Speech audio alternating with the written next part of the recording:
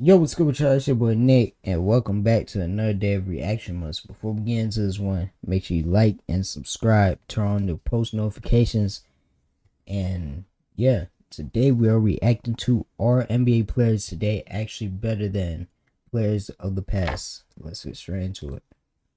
Season a third of the way through, we can now start to get a good framework of how this season is playing out. And if what we've seen so far is any indication of what's to come, we are in the midst of the biggest talent boom in NBA history. From top to bottom, the league is flooded with players who can go and get 30, 40 any given night. Rotational guys dropping triple doubles, and the superstars of the league all simultaneously shattering records. Take a look at the current MVP race, and it resembles something closer to an all-time ranking than an MVP leaderboard. 29, 12, and 11, 33, 5, and 6, 35, 8, and 8, 29, 6, and 10, 31, 4, and 7, 28, 9, and 6. Not only are all of these guys I feel like just it's less like defensive menaces out there though. Like it's not that much like Gary Payton's or whoever. So that's why it's like people scoring a lot. And then the NBA put in rules so you can't play defense as much as back then. Then yeah. But the players now like for sure they're able to get their shot and all that. But I feel like it's just defense is weaker.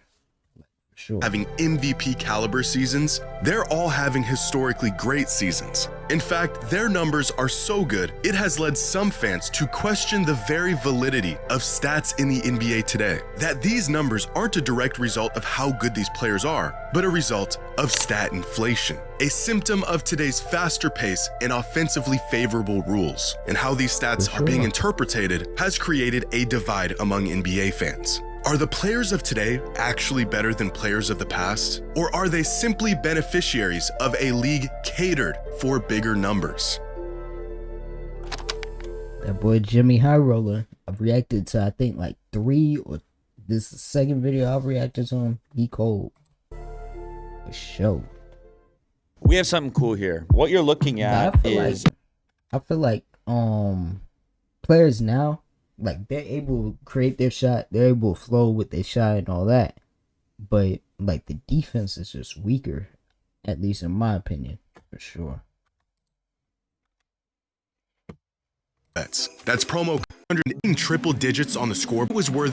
This used to mean something. A scoring threshold that once happened infrequent enough that it was worthy of a small prize for, and the 25, 5, and 5 stat line efficiency, ending with scores and it was worthy of a small prize for everyone involved. Seeing triple digits on the scoreboard was once a treat, warrant of a celebration, and the alternative happened far more often. But today, this is not the case. 100 points is a drop in the bucket. Teams are hitting triple digits in the third quarter. Games ending with scores in the 130s, 140s. Like you would think 100 points, a team to have 100 points now is a bad thing. Like you would think players are just breaking, they're not falling, they're not hitting their shots, none of that. If someone just scores 100, like this is what people expect. Like right here, 139, 134, 140, one set to shoot. Why not go for 170? Like 40s more often than under 100. And as these point totals have ballooned at an unprecedented rate, so has everything else. 30 points is the new 20 points. Tune in on any given night, and there's a great chance you'll see someone drop 40. And it's not just scoring. The entire box score has inflated to levels we've never seen. And also what I would say though, that now got an advantage from the past is more 3-pointers. Like, so that's why you would for sure see the points go up. But I feel like it's just better defense back then than now. But if we are talking about aside from defense, it would be from the 3-point line. Because that's how most people get their points now. Everybody wants to shoot threes. Big man, power forward, every position shoot. Like, from points to rebounds and assists, even efficiency. Shai Gilgeous-Alexander is putting up prime Jordan numbers. Giannis is putting up prime Shaq numbers. Luka Doncic, well, no one's ever done what Luka's doing. There's a man averaging a 30-point triple-double right now, and it's starting to feel very normal. Either the best players in the NBA today are truly basketball-defining, all-time great, record-breaking talents better than anything that came before them, or there has been an inflation of stats that has completely skewed how we perceive the dominance of players today and the impact they are having from night to night. Or both of these options are true at the same time. The trend of bigger stat lines didn't begin overnight. It has been slowly inching up for about a decade now. The stat line of 25, 5, and 5 was at one point such a difficult stat line to average that it was achieved just 7 times throughout the entire decade of the 90s. 5 of those 7 seasons were Michael Jordan. Throughout the 2000s, the pool of players to hit this threshold jumped to 18. By the mid-2010s, pace began to increase around the league, heliocentric offenses began to take over, and the 25, 5, and 5 stat line was no longer a rarity, as 30 individual seasons met this threshold. Now, no disrespect to my unks or my older people that watched this era of basketball, but I would say I feel like it is more talent in the NBA. Like, not in the way of, like, I don't know how to say it, but I feel like it's more talent. Like, back then, who was the Kevin Durant of the league, you know? Like, Tracy, you got Tracy, but that's 2000s. That's not even, like, 90s or whatever. But I feel like, who's the Kevin Durant? Who was the LeBron? Scottie Pippen could compare LeBron, but who's the Steph Curry of that era? You know what I mean? So it's a lot of talented players now. I feel like that it wasn't back then, at least in my opinion. Then the 2020s began, where 25, 5, and 5 has become an afterthought. Not even noteworthy. We are in the 7th season of the decade, and there have already been 50 individual seasons where players have averaged the once extremely rare stat line. As many 25, 5, and 5 seasons in the last 3 years alone as there were in the entire 90s and 2000s combined. And you really don't have to go back very far to see this inflation play out. Back in 2011, Kevin Durant won his 2nd straight scoring title, averaging a league-leading 27.7 points per game. One of just 7 players to average at least 25 a game that season. But this season, Durant's 27.7 a game Martin averaged 24? God. would have him ranked 10th in the league in scoring.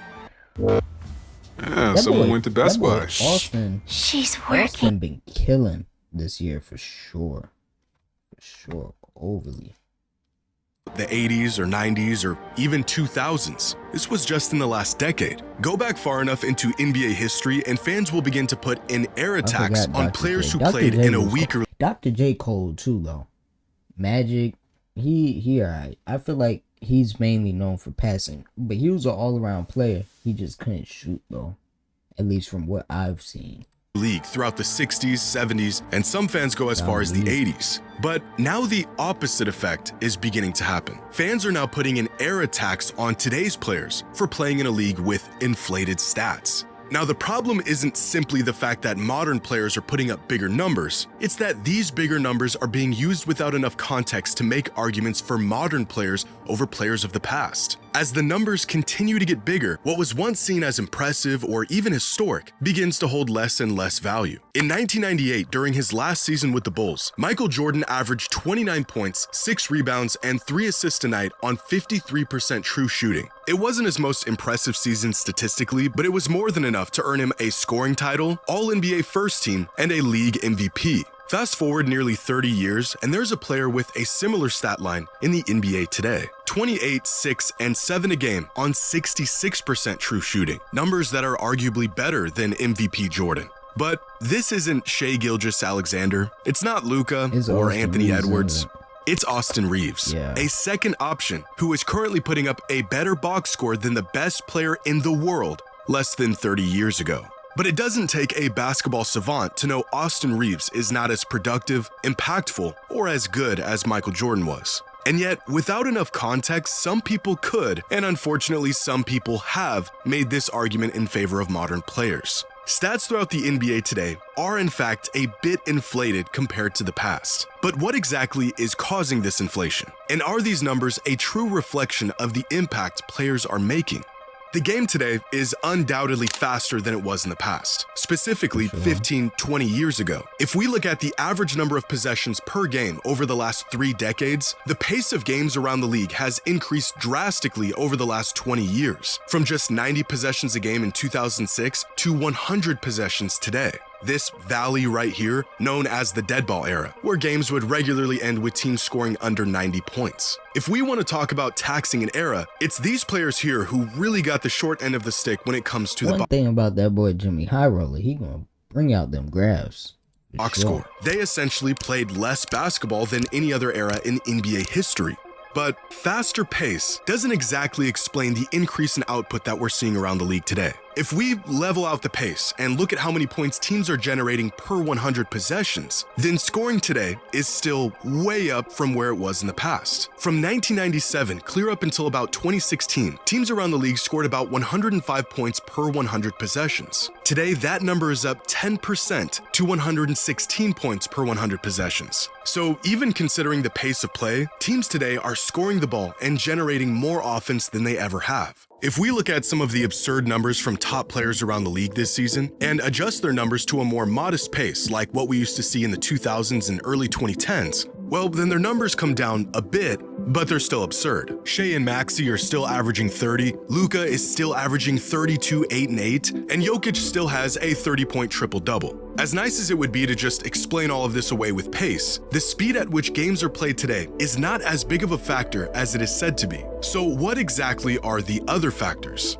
The league has very slowly, very deliberately nudged teams and players in the direction of more offense for the past few decades. Look back through the history of rule changes, and there's a very clear pattern. In the 80s, the NBA added the three-point line. Throughout the 90s, they cracked down on hand checking and implemented new rules to attempt to speed up the game. In the early 2000s, they added defensive 3 seconds, cut the time to cross half court, got rid of hand checking virtually altogether, and implemented freedom of movement rules that essentially outlawed all the bumping and rerouting that used to happen on every possession. At the same time, the league's interpretation of dribbling rules was heavily loosened. Players could now get away with a lot more with the ball in their hand. I'm pretty sure I saw some that they saying next year they removing where, like, you know how a player would go up for a shot and then someone jumps at them and hit their hand? I think they are calling that a foul now. Like, I'm pretty sure either they're calling that a foul now or they're not calling it a foul. I don't remember which one it was. And the creativity and depth of skill set began to explode. The NBA has always been a fast-paced run-and-gun league, and anytime it began to slow down, the league manufactured ways to speed it back up, even going as far as changing the very landscape of the court to incentivize players to shoot shots they typically wouldn't. Or in cases that we see today, allowing players to get away with movements and exploits that are very explicitly prohibited. Or at least they're supposed to be. In reality, the NBA has always wanted more offense, and so it should be no surprise that players are producing more offense. Love Roblox? Earn Roblox. Like they're making it to a point where it's hard to play defense. Like as a defender, as defensive players, Amen Thompson, Drew Holiday, all them, is going to make it harder for them to play defense all around.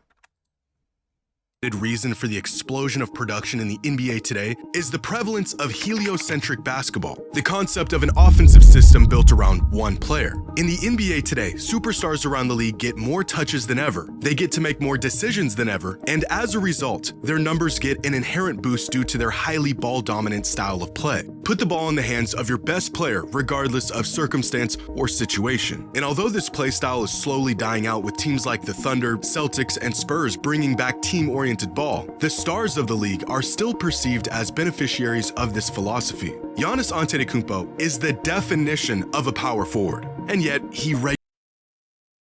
and like, I feel like it is for sure less physical.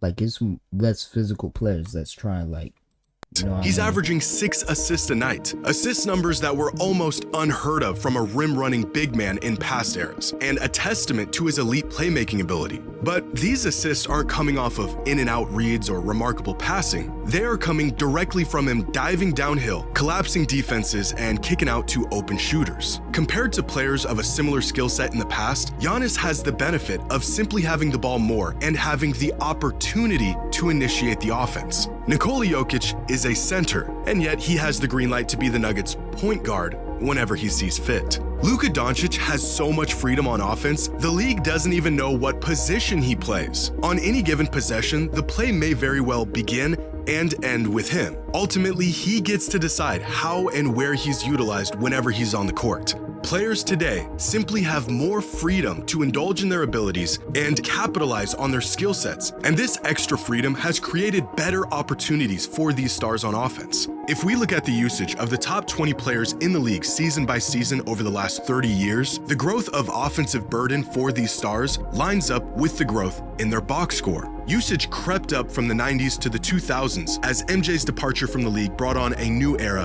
of hero ball. Usage then plateaued for a bit with the introduction of the super team era, and then immediately jumped again as heliocentric offenses became a common strategy around the league, and it continues to climb to this day. More touches, more shots, more opportunities, bigger numbers. And although this may explain the increase in numbers for the stars, even the players who aren't benefiting from this style of offense, bench guys, role players, their numbers have also climbed to unprecedented levels, which means there's still one factor unaccounted for. And it is the one variable that sets today's players apart from any other era in NBA history: efficiency.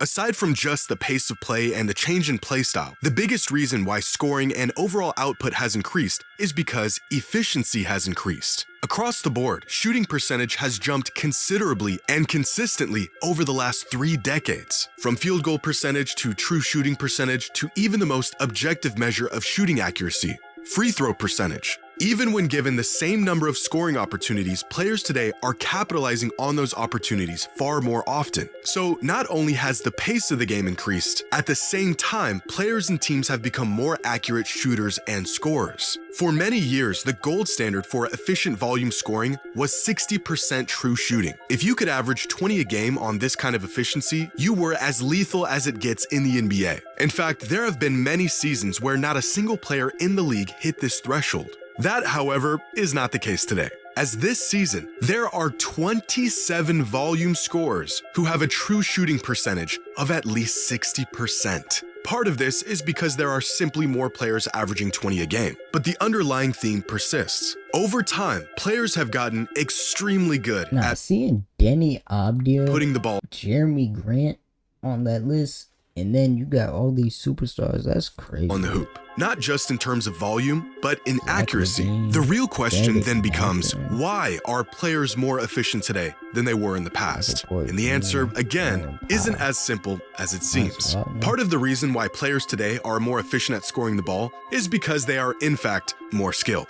Players and teams around the league have taken what works from those that came before them, tweaked the formula, and improved on their methods. As outside shooting has become a larger part of emphasis in the NBA today, modern players have spent more time and effort getting good at that part of the game. Teams also understand and exploit certain advantages more now than they have before. One simple but revolutionary shift teams made was their emphasis on three-pointers. Get good enough at them and you can score more points faster than before with greater efficiency by leveraging the statistical advantage of the three-pointer. This shift didn't just change the points on the board, it changed the very geometry of the game and what skill sets are valuable. Not only are players better at shooting the ball now, but smarter, more complex offenses now set players up for better, more open looks. Thanks to tracking data and advanced metrics, organizations around the league can now pinpoint exactly where the best shots are and how to get those shots more often. If someone had convinced KG to just take one step back on all of his long twos, his numbers would probably have looked a lot better and his efficiency would have naturally increased. As teams got smarter, shot selection got better. Threes and layups have taken over the shot diet of players around the league, and scoring numbers not only went up, but they got significantly more efficient.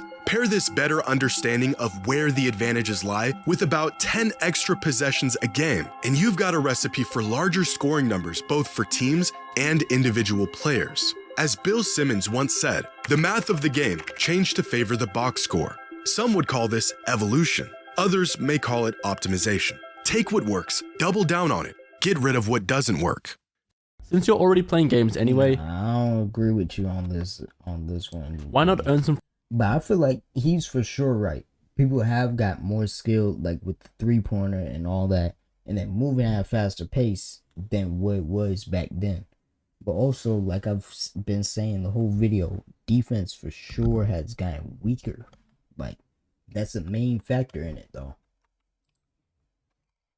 Suns were reinventing offense under Mike D'Antoni and breaking records with their volume and pace. First in the league in points per game, 3-point attempt rate, 3-point percentage, true shooting percentage, and just about every other offensive metric. They were far and away the best offensive team in the league. And yet, compared to today's standards, the 06 Phoenix Suns were sluggish, inefficient. Look at a shot map from that 06 Suns team, and you can see exactly how teams approached offense in an era that featured the lowest point totals in NBA history. Despite their best spots on the court being near the rim and from beyond 3, the Suns attempted the majority of their shots in here, somewhere in between. From beyond the 3-point line, they scored 1.2 points per shot, the best 3-point shooting team in the NBA. From within 6 feet, they scored 1.25 points per shot, and everywhere else, they scored just 0.85 points per shot. Now, why did the Suns shoot so many shots from areas on the court where they were least efficient? Well, at the time,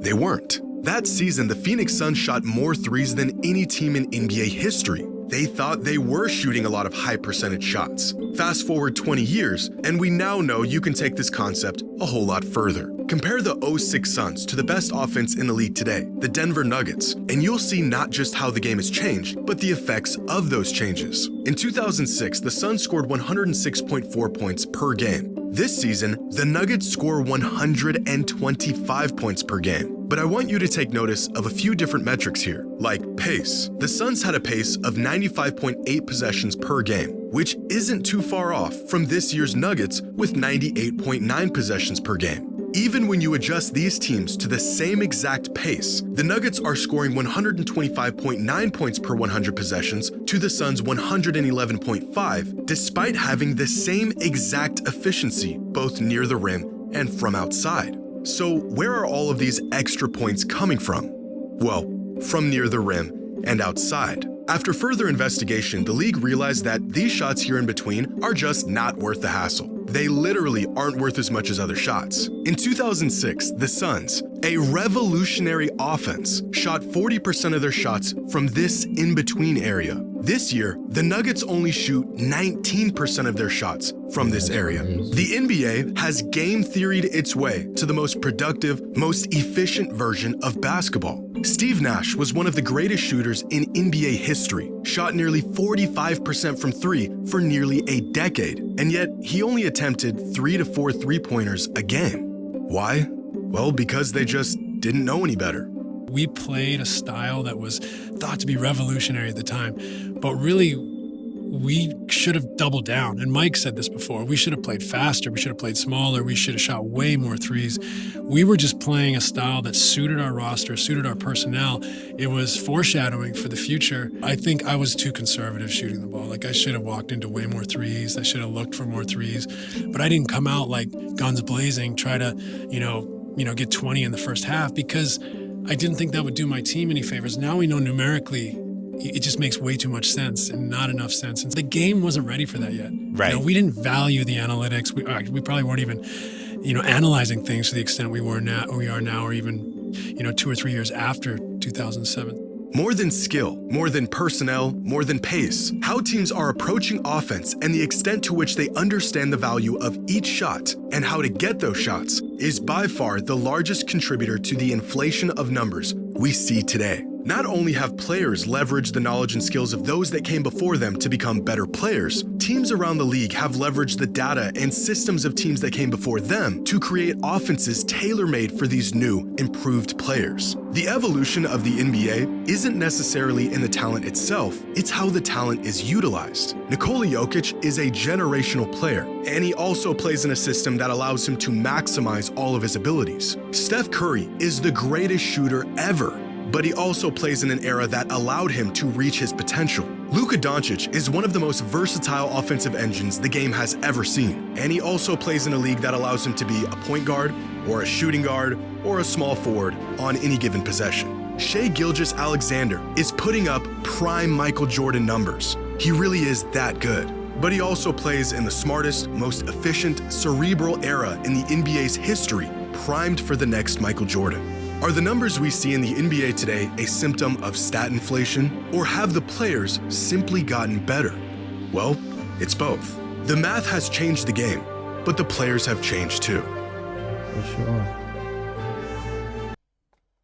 W video by the boy Jimmy High Roller. If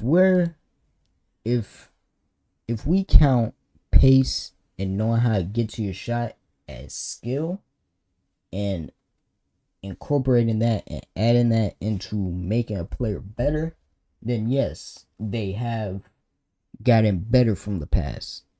But I will say that defense have for sure gotten weaker. But yeah, and then it's the 3-point line. Like, it's more points. You're going to get more points if you're shooting the 3. Back then, they shoot in the mid-range and all that. So, yeah. Let me know what y'all think down in the comments. 100% of y'all probably not making it to the end of this video. I guarantee it. Comment down below if y'all did make it to the end of the video. But yeah, I'm out. I'm gonna see y'all next time. You feel?